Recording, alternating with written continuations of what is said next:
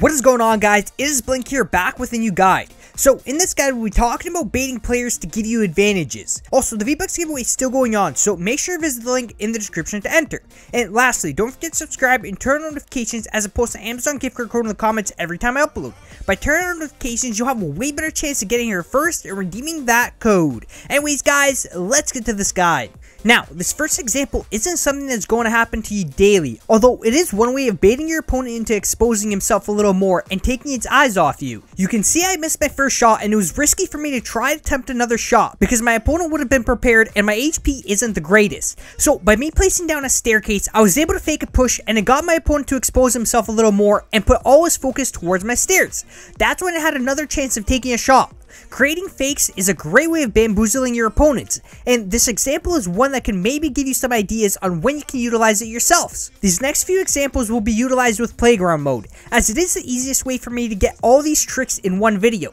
So this next example is a fake ramp rush during a build off. You would use this anytime your opponent's got the high ground. So say your opponent is above you inside a 1x1. He's now looking below to see if he can spot you. By you placing a staircase or a double staircase on one side, then quickly going to the opposite way, you'd usually be able to fake your opponent into thinking you're still beside your first set of stairs. He'll usually try spamming the stairs, and the point of him putting all his focus on that first set of stairs is so it delays him from building any higher.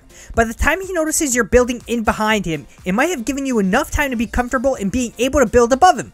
You want to do this very fast. The faster you do it, the longer it'll take your opponent to notice what's going on. This next trick is another way of fighting opponents that hold the high ground. If you got a player above, box yourself in below and open up a window. Now, if there's only a few support lines, then you can probably collapse a structure. But say there's a bunch of them, then it's going to be harder for you to take down the structure. So what you want to do is either take shots at the structure or take shots at the ground. Your opponent's going to think you're trying to break the structure down, and he's going to drop down to the ground or a little bit above.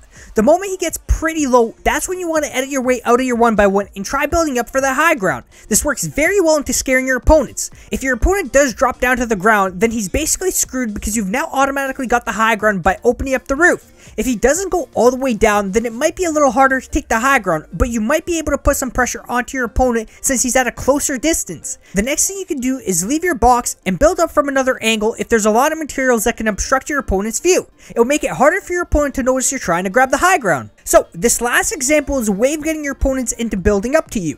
So you've got the high ground and your opponent's sitting somewhere down below. Shoot in a random direction like you're taking shots at some other opponent.